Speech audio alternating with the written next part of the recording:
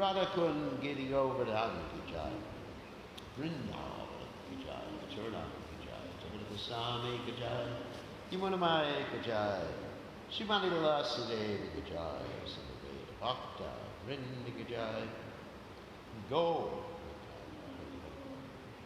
All glories to the assembled devotees, all glories to the assembled devotees. All glories to the assembled devotees. All glories to Shri Guru and Gauranga, Srila Prabhupada Ki Jai. So, actually you still have it on verse 10 over there. So we were on verse 10 before.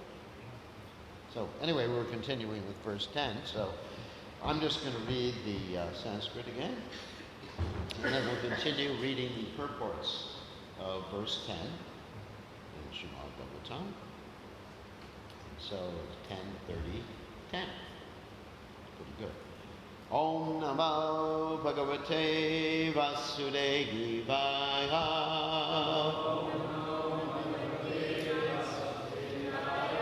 Om Namo Bhagavate Vasudevaya.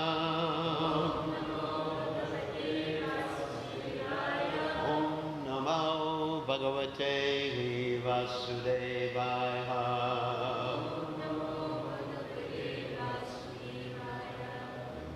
So I'm just going to read the text and synonyms, and then we'll continue with the purport. Him te kritam shitti tapo abhatta keshavangri sparshotsava pulaka kittatanga vibhasi apyangri sambhava hurukram vikramadva Ahovaraha Bahucha Parirambanena. So the translation of this verse is, O Mother Earth, what austerity did you perform to attain the touch of Lord Kesava's lotus feet, which has brought you such joy that your bodily hairs are standing on end? You appear very beautiful in this condition. Was it during the Lord's current appearance that you acquired this ecstatic symptom, or was it perhaps much earlier when he stepped upon you in his form as the dwarf Vamanadev, or even earlier when he embraced you in his form of the boar Varahadev? So we're going to read Vishwanath Chakravarti Thakur's commentary on this particular verse. And it's important to understand before we start reading it. So,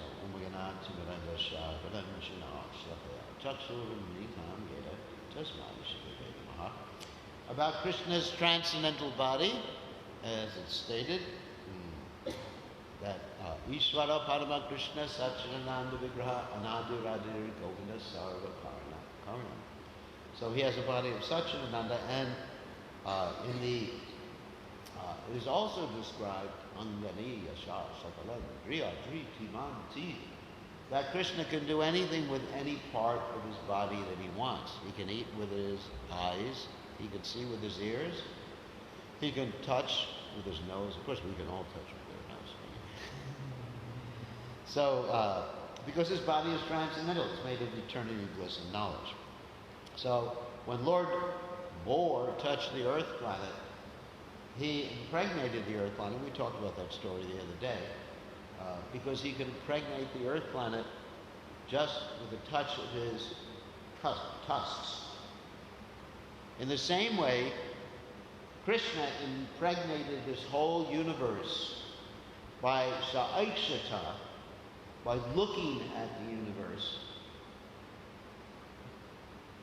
And that's how we got here. Saikshata. And that verse, that look, that vision, is called Shambhu. Shambhu, Lord Shiva. Lord Shiva is our father in the material world. Just as much as you have a father in this world and a mother who gave birth to you, Lord Shiva is your father. And Durga is your mother. Someone asked me a very interesting question this morning when I was corresponding with them. They said, Why is Durga sometimes called a witch? Bhaktivinoda Thakur's poem, Jeev Jado. How long you be sleeping and go, like a witch called Maya. Right? Kota Nidra, Yalo Maya, Bisa Chira Kole. So Pisacha means like witch or goblin. So it's an interesting question actually they asked on the internet. Because 90% of my preaching now is on the internet. I'm not allowed to be with people. Anyway, more than 20 people at a time. So it's an interesting question because Durga is our mother. Parvati is our mother.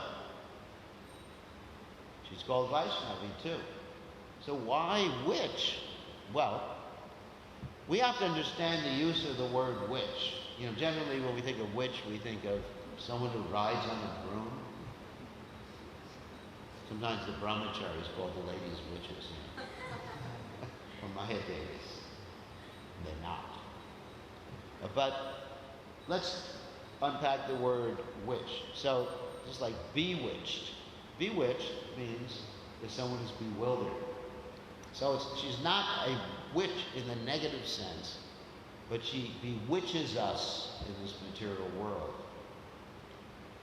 And don't blame her because you are embracing her. It's like that story of the sage who was asked a question by the king. Why is she so strong? Maya so strong.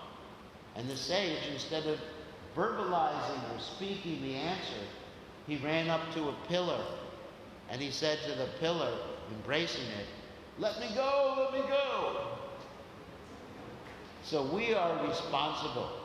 We cannot blame Maya for our illusion. You understand? You're saying, Maya made me do it, Prabhu. The Christians also have a way of saying, the devil made me do it. You ever heard them say that? The devil made me do it. No one has heard. Maya made me do it. I fell in Maya. No, you jumped in Maya, you rascal. It's like he's taking swimming lessons. He didn't fall into the swimming pool. He jumped into the swimming pool. Right? So, we're responsible and we can get out of Maya, even though Mama Maya Durateya, Mama Ivaye Purpajante, Mayamukam Durantite, by taking shelter of Krishna. All right. So it was just such an interesting point that was brought out in my exchange this morning. Why does Bhaktivinoda Thakur say to laugh at the witch? Isn't it? So, she's not a witch in the same way that we think of her, but we're being bewitched. Yes? Maharaj, I read one brahmachari gave an example of Maya. He said that she's like a South Indian housewife. He said she just keeps serving you all the things that you want until you say no and you really need. Otherwise she'll just keep serving you and serving you. That's a good example. Yeah? It just depends on us to say no. No, but the South Indian housewife is a very nice person. We don't want to blaspheme the South Indian housewives. It's just, what she is, she has a thankless task. It's like, Prabhupada also said, Durga means, this is a discussion I had with someone yesterday. They said, why is everyone worshiping Durga? Durga means to go with difficulty. Or as Prabhupada translated, the prison warden. Well, when you're in prison, you worship the warden because he'll give you special privileges. Right? If you become a chamcha for the warden, then he'll let you have special privileges in the prison, right? He'll give you prasadam, invite you to watch videos with him or something like that. So we have become the chamcha of the warden. Interesting relationship.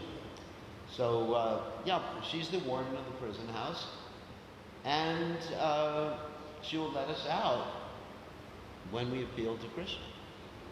That's the point. And then we can accept everything from her in the spirit of Yukta Vairagya. So So let the South Indian housewife give us more. See, I've turned that around. Let her give us more, and we'll just use it for Krishna. Yeah, we'll distribute it.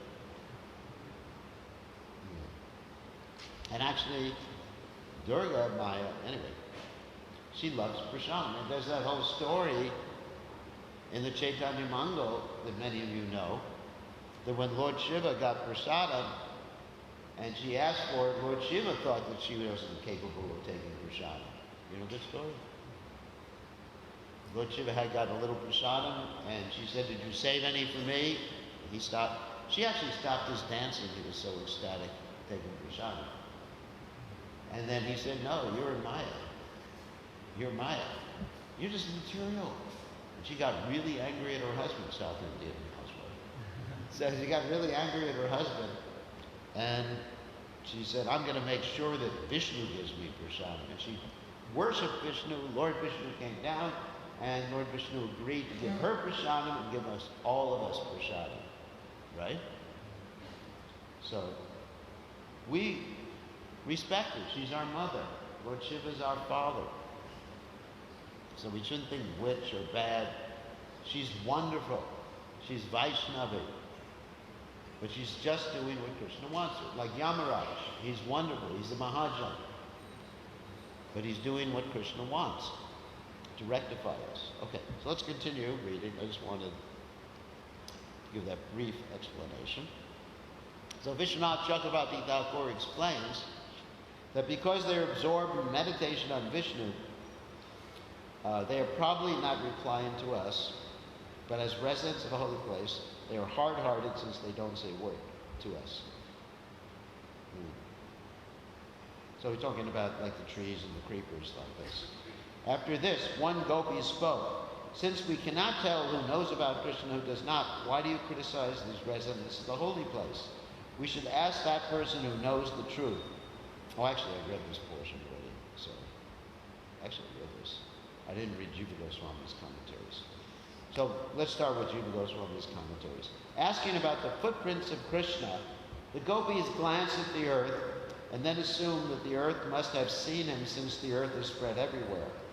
They considered her sprouts of grass to be her hair standing on end out of joy at being touched by his lotus feet. They then describe her good fortune while indicating his excellence. "You must have done pious acts, tapa, to touch his feet. Has the touch of his feet created your joy?" Api indicates a question. Shruti says, "Trida Vishnu chakrame." Vishnu took 3 steps. Has your joy arisen from Trivikram stepping with his feet to cover the 3 worlds, showing his power? That cannot be. Trivikram, of course, is Lord Vamanadev. Actually, Lord Vamanadev is also called Upendra. Does anyone know why he's called Upendra? Upa Indra, like the younger brother of Indra. Younger Indra. That cannot be, since why would you show such joy, referring to the earth, after such a long time? Maybe it was not just touching with the foot, but Varaha lifting you up and enjoying you. Or what was your previous act by which you attained joy in being touched by Krishna's feet? Was it being touched by Trivikrama's feet? That's Ramana again. Was it being embraced by Varaha? Please tell us. This indicates Krishna's greatest glory. How can we endure separation then? You are the most fortunate, and we are most unfortunate. Be merciful and show us his path. Okay, now we're going to go on to text 11. The next text.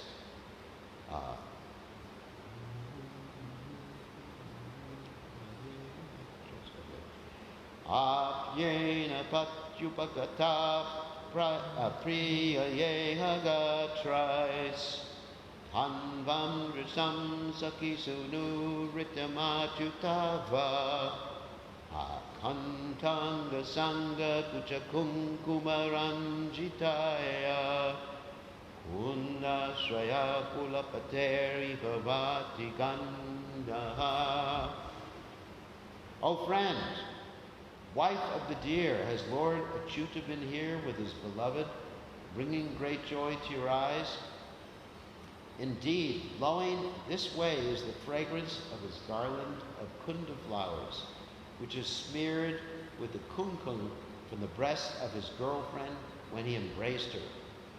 So at this point, they're recognizing that Krishna is left with his very special girlfriend. Now, interestingly enough, Radharani's name is not mentioned in the Srimad Bhagavatam. She's indirectly she who worships, but not directly. And the reason for this, I'll tell a little story about this, is that Shukadeva Goswami is described by many acharyas as being the parrot of Radharani. He's called Shuka because he's repeating these nectarian pastimes, and it's described that when a parrot touches some fruit and he makes it riper, he pierces just a little bit, and then the fruit can actually become more ripe because of that. Some fruit requires that. It's interesting, apart from parrots, now I know this may disgust all of you, but if anyone knows what a fig is, the figs are made tasty because worms go into them and they get eaten by the fig for nutrition. So the animal, look it up. So the animals actually make the fruits more tasty. It's vegetarian or not? We'll talk about it later. It's actually true. I didn't believe it. I got shocked when someone first told me. So the parrot makes the fruit much more ripe and much more tasty. That's one reason why he's called Shukadeva Goswami. But actually, in his past birth, he was the parrot of Srimati Radharani. Now, the parrot of Srimati Radharani is very interesting. In Rupa Goswami's Lalita Madhava, you have a very interesting story about parrots. Like one time, I'll get a little rusty here. So Krishna goes to Dwarka. This is Lalita Madhava. And Radharani appears, I'm not going to tell the whole story, this is a long story, as Satyabhama. And Chandravali, Radharani's so-called competitor, appears as Rukmini. All right. So Krishna marries Rukmini. And when he marries her, he promises, I will never marry anyone else without your permission. So, fast forward a little bit. Radharani, as I said, appears as Satyabhama. Now, the reason she appears as Satyabhama, according to Srila Rupa Goswami, is that when Krishna leaves Vrindavan, she feels so bereft, feeling the separation. She enters into the Yamuna River, and entering into the Yamuna River, of course, is the daughter of the sun god. And so she's taken up to the sun. And when she's taken up to the sun, she has with her Shankachuta's jewel. And then the sun god becomes pleased with his devotee Satyajit in Dwarka and gives Satyajit this jewel, which Krishna wanted at a particular point, and also gives Satyabhama to Satyajit as his daughter. Then, everybody's following the story? I'm trying to make it really simple. It's a little more complex than that. So, after Krishna rescues the jewel from Jambavan and brings the jewel back, there's a whole thing that happens. Then Satyajit feels so bad, he gives Krishna the jewel, and he gives Krishna his daughter, Satyabhama. Got it? And Krishna gives him back the jewel. Later on, he gets killed because of that. But that's Krishna book's story. So anyway, there's Satyabhama, but Krishna has made a promise to Rukmini. He won't marry again without her permission. And she's not ready to give permission. So, therefore, they take Satyabhama and they put her in this replica of Vrindavan called Nava Vrindavan, or in English, New Vrindavan. Not the new Vrindavan in ISKCON. Not, it's too cold. So, New Vrindavan, which is near Goa, on the other side of the bay. So she's there, she's in hiding, and what happens is she can't associate with Krishna. Nor does she even know that Krishna and Dwarkadish are the same person. She thinks, I just want Krishna. Who is this guy Dwarkadish? She doesn't really relate in that way. So while in this Nava Vrindavan forest, she sees a beautiful deity of Krishna made out of black sapphire. And she sees the deity and she feels so much separation from Krishna. She begins to decorate the deity. Put nice earrings on the deity, fixes the dhoti, puts a mala on the deity. It's really nice, combs his hair. And so she's doing that, very happy. And then she hears some people coming. And she hides in the bushes. Because she's afraid, might be someone who'll get her in trouble for taking care of the deity. So it's Krishna. So Krishna comes, Krishna sees the deity of himself, and he says, wow, someone has decorated the deity really nicely. Really done a good job. And then Krishna thinks, I want to find out who's done such a nice job with the deity. So he takes the deity, puts the deity in the bushes, and he takes the deity's jewelry and clothes and puts it on himself. And he stands still, like a statue. And so then Satyabhama, who's Radharani, comes out and she sees who she thinks is the deity.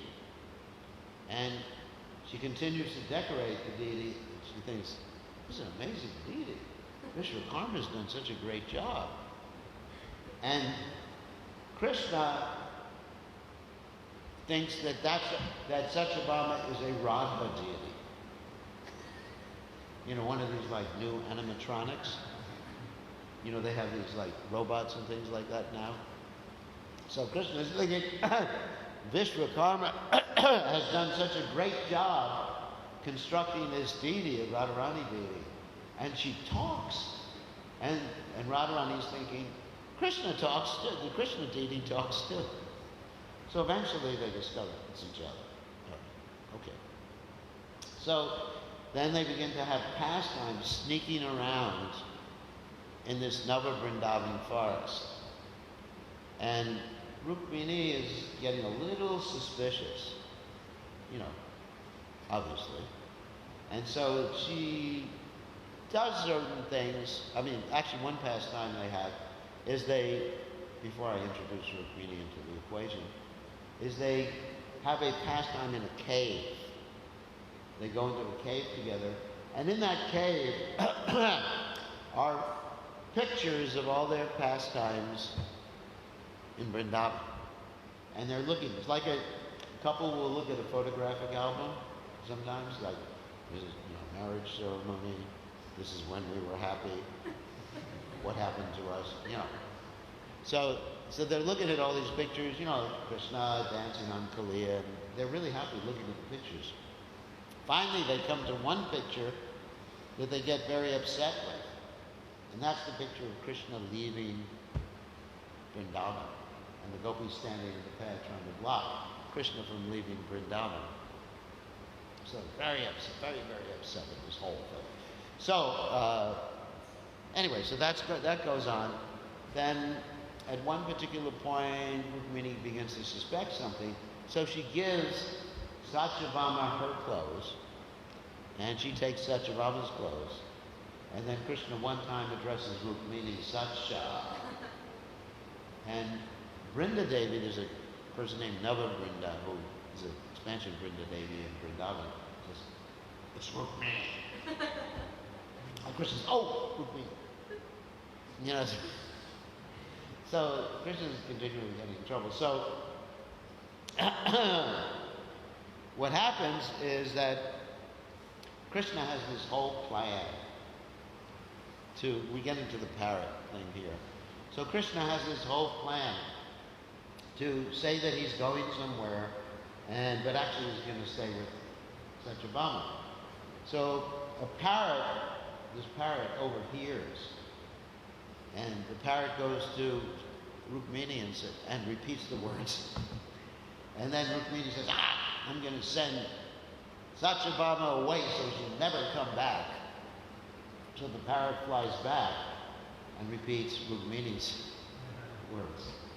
And then Satyabhama, who's Radharani, jumps into the Kaliya lake, which is an imitation of the Kaliya lake, in Never Vrindavan to kill herself. Because she thinks, if I'm finally out with Krishna, if I'm separated again, my life is useless. I'd rather die completely this time. And then Krishna, understanding that, jumps into the Kaliya lake to save her. But this is just an imitation Kaliya lake, so there's no snakes. And he embraces her from the back, to save her from drowning. And she thinks, well, the snakes are holding me, but they don't bite. It's actually Krishna's arms. And then finally, to make a long story short, Rukmini agrees to let Krishna marry Satyabhama. And then finally he agrees to also let her marry Krishna marry Jambavati, who has previously been, given to Krishna by Jambavati. So that's the story of the parrot. I know it's a long story. So getting back to Shukadeva Goswami, who is the parrot of Radharani, my godbrother, Gaur Govinda Maharaj, tells a very interesting story. That it's a really esoteric story, and some of you may have heard it before. That once upon a time, Lord Shiva was giving Bhagavatam class to his wife Parvati. And because Bhagavatam is eternal, it didn't start with Vyasadeva, it didn't start with Shukadeva, it didn't even start with Lord Brahma. It actually is eternal. In many universes, Bhagavatam has hundreds or thousands of cantos. Because the Bhagavatam means the beautiful story of Bhagavan, his pastimes, his devotees, his philosophy. It is the most wonderful literature. Srila Jiva Goswami, in his Tattva Sandarbha, which actually talks about what we call epistemology. How do you know what you know? In other words, what can you believe in? Like that. He ultimately comes to the conclusion Bhagavatam is the highest source of knowledge. We accept it more than Pratyaksha or Hanuman or any other type of knowledge. In other words, it's more important than what your mother told you. More important than anything is what the Bhagavatam says. So, anyway, getting back to the point. So Lord Shiva is giving Bhagavatam class to Parvati. And Parvati is doing what most devotees do during Bhagavatam class. Sleeping. You understand? She's sleeping. But, on the other hand, there's this parrot here, Radharani's parrot, who's listening to Bhagavatam class. And so, Shuka, Radharani's parrot, is actually imitating Parvati so that Lord Shiva will continue the class. You understand? So Lord Shiva says, you understand? And the parrot says, yes, dear. I'm not very good at imitating Parvati, but that's more or less. And so Lord Shiva goes on. Finally, he looks up and sees his wife taking a nap. And he looks up and he sees this parrot. He gets really angry and starts chasing the parrot. This is taught by Gaur Govinda Maharaj, my dear pure devotee godbrother, who passed away a number of years ago. I was with him when he passed away. It was an amazing experience. I was in his room, and he was talking about Lord Jagannath's pastimes, particularly the pastime of separation from Krishna, that Lord Chaitanya was feeling separation from Krishna in Jagannath Puri. And as he was talking about this, he opened his mouth and went into a trance, and a soul came out of the mouth. An amazing experience. I mean, one of the most amazing experiences I had of someone leaving the body. just opened his mouth. So anyway, so he told me the story, or told us all it was the story.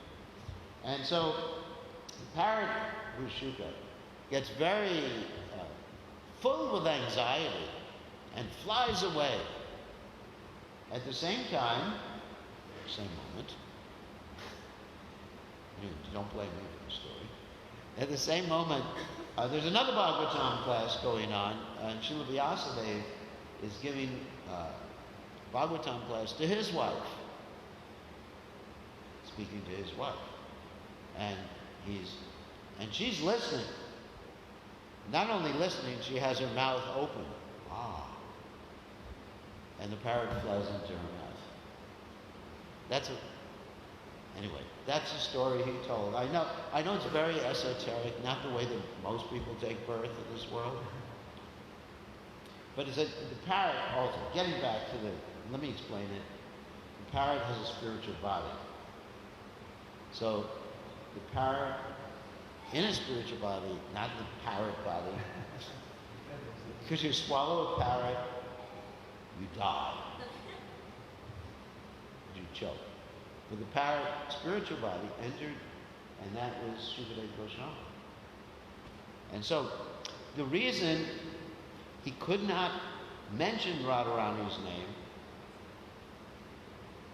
is that he would have not been able to finish the Bhagavatam had he mentioned Radharani's name. Because he was the parrot of Radharani. He would have just gone into trance, and poor Shukadeva, poor Maharaj Pariksha would have died without hearing the Bhagavatam. Would have been a problem. So devotees sometimes, they experience so much ecstasy that it interferes with their service, and they suppress their ecstasy. Like that story of Daruka, who was using a fan and fanning Krishna. And he fell into so much ecstasy that he started to tremble, and he cursed his ecstasy. He said, "Let this ecstasy go away." So devotees, of course, we want to be happy, obviously. But the main thing is to please Krishna. Anyavi lashita shunyam jnana karmanavratam anukulyena krishnanushilanam bhakti rutamam. That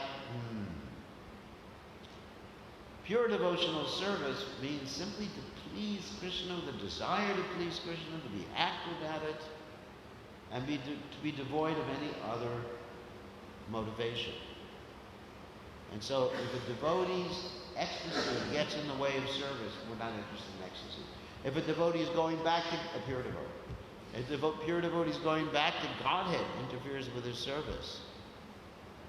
He doesn't want to go back to Godhead. This is a pure devotee. Of course, Prabhupada said we should want to go back to Godhead. One time a devotee said to Prabhupada, "I just want to serve you life after life." Prabhupada said, "No, you should want to go back to Godhead." Because the devotee wasn't pure at that point. But with the pure devotees, Kita Janma Hoyata Tu Yadas, as Bhaktivinoda Thakur prays. I'll take birth even as a worm, an insect, in the house of your devotee.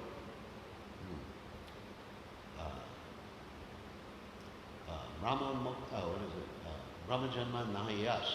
I will not take birth even as Lord Brahma, Bahirmukha, who is turning his face away from you, Krishna.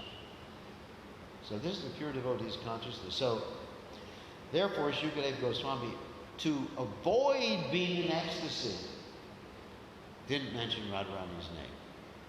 Interesting, isn't it? And sometimes people criticize, we never heard of Radharani.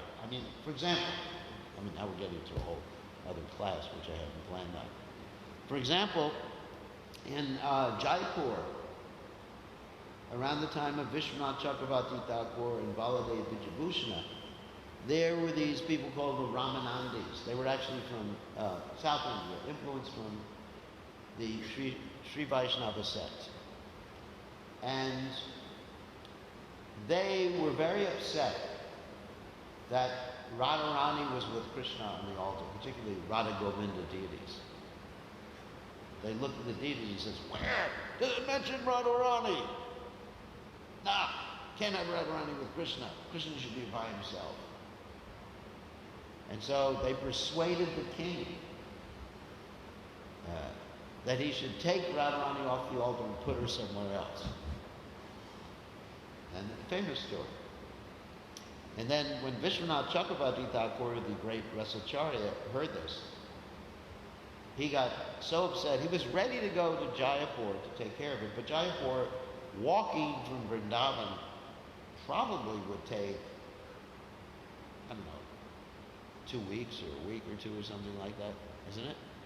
I mean, I took a taxi once on the beautiful roads in India from Vrindavan. It took 5 or 6 hours. That's a taxi driving very quickly at 20 kilometers an hour. So, it's the most miserable trip I've ever taken in my life. Now they have better highways. This is when I was young. So instead he sent his protege, Baladev Vijayabhushan. And Baladev Vijayabhushan, he argued with the Ramanandis and won the argument, but the Ramanandis said, no, we don't accept you as bona fide because your community, the Gaudiya Vaishnavas, don't have a commentary on the Vedanta. And then he said, well, the Bhagavatam is the commentary on the Vedanta. And they said, we don't accept that. So then, he said, all right, if you don't accept that, I'll show you the commentary. Just give me, a day or two. Then he went before Govinda and prayed to Govinda.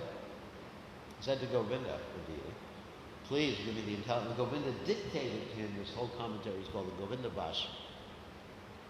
And he presented it. The Ramanandis surrendered to him. They brought Radharani back. So one may question why that happened, why Krishna allowed Radharani to be taken away from him. And the Acharyas explain it's because Krishna and Radharani had a fight. And Radharani got angry with Krishna. So you see, there's no utopia even in the spiritual world, where everybody's just smiling, just fighting there. But it's all based on giving Krishna pleasure. Krishna loves it when people fight with him, not when the devotees fight with each other. It's a little different. But he likes tasty relationships. He likes garam masala. Anyway, let's read it. So we talked a little bit about parrots and things. So let's read this purport. So purport, Srila Vishwanath Chakravarti Thakur provides the following charming commentary on this verse. The gopis spoke to a doe. Doe is a deer, a female deer. A doe, a deer, a female deer. Da, da, da, da, da. So the gopis spoke, "O friend, wife of the deer, from the bliss in your clear eyes, we can clearly tell that Sri Krishna has expanded your joy with the beauty of his limbs, his face, and so forth. You are eager to realize the ecstasy of seeing Krishna, and thus your eyes are following him. In fact, he is never lost to you." Then the gopis, seeing the doe, continue to walk in her natural. Anyway, this English here needs to be corrected in this translation. Seeing the doe continue to walk in her natural way, exclaimed, "Oh, are you telling us that you have seen Krishna? Look, as this deer walks, she constantly turns her head back to us, as if to say, 'I will show him to you. Just follow me and I will show you Krishna.' In this merciless Vrindavan, she is the only merciful person." That reminds me of another story when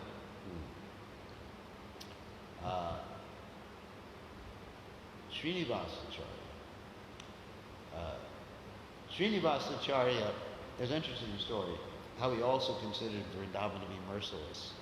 Srinivasacharya wanted to see Lord Chaitanya in Jagannath Puri. So he went to Jagannath Puri and he found Lord Chaitanya had left this world. And then he wanted to study the Bhagavatam from Swarup Damodar Goswami. But the Bhagavatam that Swarup Damodar Goswami had was completely illegible because it had been rendered illegible by the tears of Lord Chaitanya. And then he went to get another Bhagavatam, brought it back, and found Swarup Damodar Goswami had left this world. And then he went to Vrindavan, toward Vrindavan. And right before he arrived in Vrindavan, he discovered that Rupa and Sanatan had left this world. So he also said, this merciless Vrindavan. So this is a mood of a pure devotee which should not be emulated or imitated. So here the gopis were thinking the deer are the only merciful persons. As the gopi followed the doe, they happen to lose sight of her, and then they cry out, "Oh, why can't we see the deer who is showing us the way to Krishna?" One gopi suggests that Krishna must be somewhere in the vicinity, that means nearby, and that the deer, being afraid of him, must have hidden herself to avoid the possible mistake of revealing his presence. Conjecturing, that means thinking. In this way, the gopis detect a fragrance that has been by chance blown this way, and they repeatedly declare with great joy, "Yes, yes, this is it." By Krishna's physical contact with his girlfriend, his jasmine garland was smeared with a kumkum on her breast, and the fragrance of all these things are reaching us. Thus the gopis smelled the aroma of the two lovers' bodies, of Krishna's jasmine garland, and of the cosmetic powder on the breast of his lover. Wow. So, that's Vishwanath Chakravarti's commentary, which has been written by the disciples of Srila Prabhupada. So I'll read Jiva Goswami's commentary. The following should be considered. With whom did Krishna disappear? Later this is revealed, but now it is unclear. Shukadev's intention is as follows. Among all the various avatars of the Lord, I have attraction for Swayam Bhagavan Krishna. Among all the associates of the Lord, I have attraction for the people of Braj. Among the people of Braj, I have greater attraction for the gopis. All know this secret.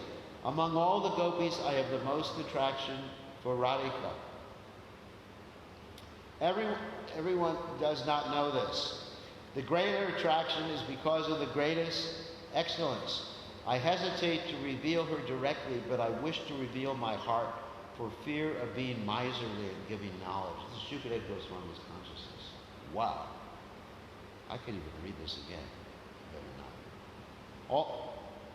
So anyway, he says, Shukadeva Goswami says, everyone does not know this, that his attraction for Radhika stands supreme.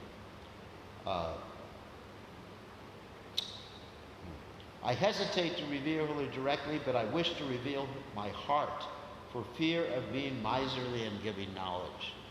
So Shukadeva Goswami is actually revealing his heart in this regard. Through the words of Jiva Goswami, by revealing her through the words of her friends, the secret will not be apparent. By disguised words, I will reveal the truth through the speech of her rivals. If I reveal her accidentally because of my absorption, I will not speak her name directly. Not just her name, but I will not utter the names of the other gopis. I will also reveal the rasas by indirect expression, not by direct statement. If someone misunderstands the real meaning, then it will be most astonishing. Therefore, first he reveals Radha through her friends speaking. When the Lord disappeared, taking her with him, her friends had some doubt. Though they went with the others, absorbed in searching for only Krishna, and though they were in a state of unmada, that means transcendental madness, they remained in their own group, searching for the couple, desiring his appearance at a distance. While walking around, they were able to have a vision momentarily, even without seeing his footprints. The friends speak this verse. The sequence of verses indicate acceptance that Radha was with him. Their friendship with the couple and their desire to see them is also indicated. Probably Krishna came near you with his beloved. Or P can indicate a question. Oh friend, did Krishna come near you with his beloved? Since he wanders in the forest, is it surprising that he has passed by us who live here? But he was with his beloved. That is astonishing. On seeing him, there will be spread amazing happiness in association with her. Your eyes and the eyes of others associated with you must have experienced great bliss, because your limbs are decorated with anubhavas indicating bliss. Remember what I mentioned about anubhavas the other day? They're the bhavas who follow the vibhava. Vibhava is that which stimulates you, and the anubhava means anubhava, the bhava that follows, like the hairs standing on end. Seeing him with her would produce much greater bliss. You should not hide this from us. Since we are his intimate servants, we can know everything about him by the fragrance carried by the breeze. The fragrance clearly comes from the garland smeared with kumkuma from her breast when there was intimate association between the head of the dynasty and his beloved, Kanta. We perceive this because of practice. So, anyway, it's a little bit late. Let's end here. It's getting too ecstatic. No, anyway, there's too much nectar. Anyway, so we have to understand, I mean, just to clear things up, they have transcendental bodies, and if you hear about these things and you project your own misunderstandings due to your attachment to this material world, it'll simply make you lusty. So one has to be very careful about hearing these things. It's not like young boys and young girls embracing each other with material bodies and getting lusty.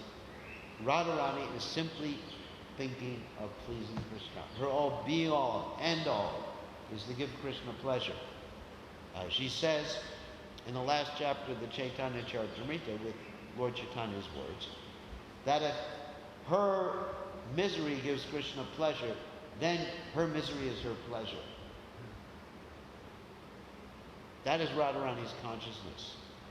And it's not the touching of material bodies and enjoying sense pleasure. We should be very clear about this. Okay, any questions or comments before we get arrested for having too many people in the temple? Yes, Jamavad. Can you make it loud? Because it's kind of...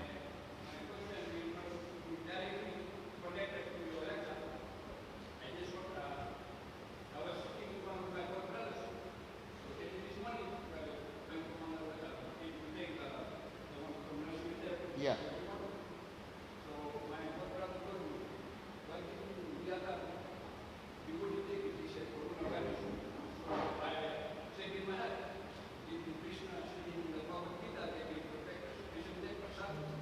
Okay, yeah, so that was a good question. I thought I addressed that. Yes, prasadam is never contaminated. However, there's an interesting story. When Prabhupada came to Los Angeles one time, he was told that after the Sunday feast, the devotees were taking the remnants of all the guests. And Prabhupada said they should not do that, they'll get sick.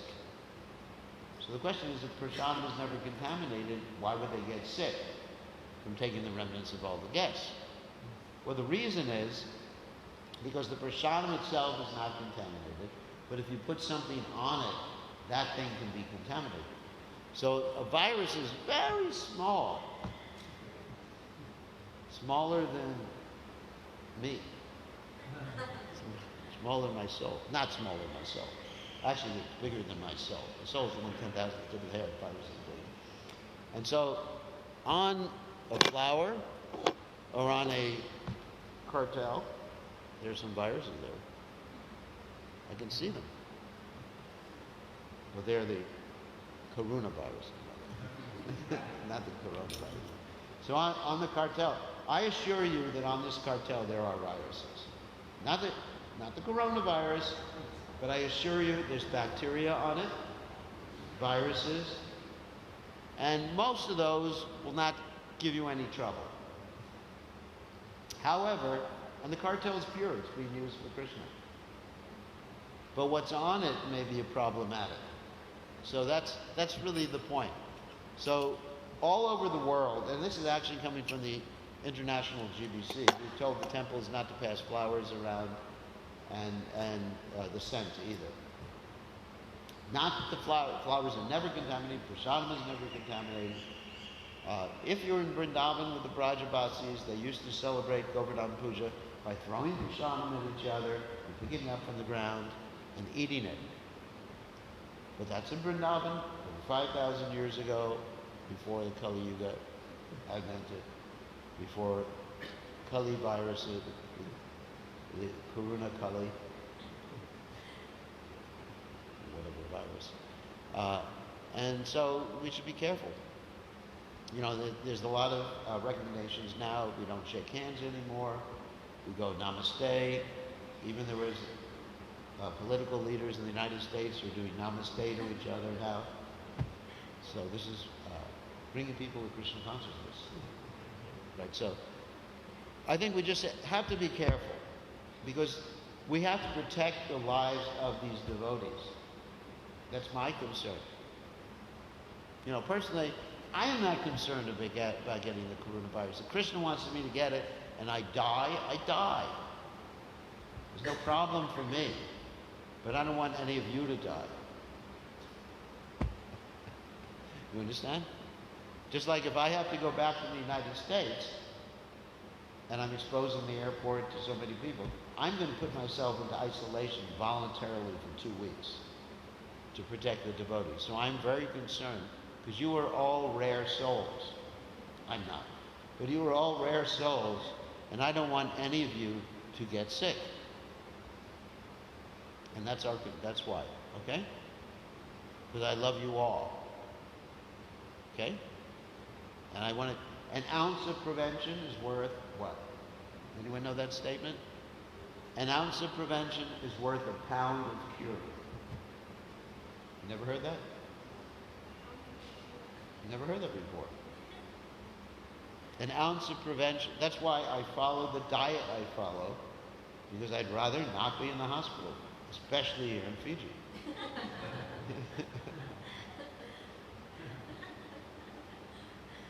It's my worst nightmare.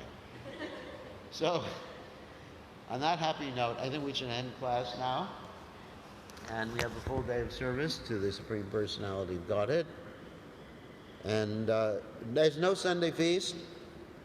And please, no congregations of more than 20 people at a time. I asked where we're having our program tonight. Only 20 people will come to the program. It's very important too. These restrictions the government have put are very important. It's not just Maya. You know, these are very important because we're taking precautions. It's better to overdo the precautions than underdo the precautions. Isn't it? It's better to be more cautious. It's like one time, oh yeah, here's another one. Devotees asked Prabhupada, why should we wear a seatbelt? This is before you got a fine for not wearing a seatbelt. And they said, isn't Krishna protecting us? And then the Prabhupada said, no, Krishna gives you intelligence. Put your seatbelt on, you rascal. So, you know, use intelligence. You know, so there is a dangerous virus going around, and we want devotees to remain alive. Okay.